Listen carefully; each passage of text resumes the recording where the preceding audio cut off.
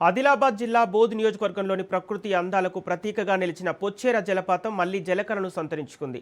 ఇటీవల కురిసిన వర్షాలతో జలపాతంలో నీటి ప్రవాహం ఒక్కసారిగా పెరగటంతో ఆ ప్రాంతమంతా ఆహ్లాదకరంగా మారింది.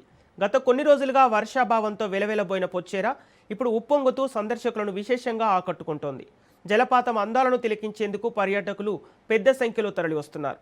రానున్న రోజుల్లో కూడా వర్షాలు కొనసాగితే నీటి ప్రవాహం మరింత పెరిగే అవకాశం ఉందని స్థానికులు చెబుతున్నారు. దీంతో పొచ్చేర జలపాతం తన పూర్తి అందాలతో కనువిందు చేయడంతో పాటు పర్యాటకులకు రద్దీ కూడా మరింత పెరిగే అవకాశాలు కనిపిస్తున్నాయి.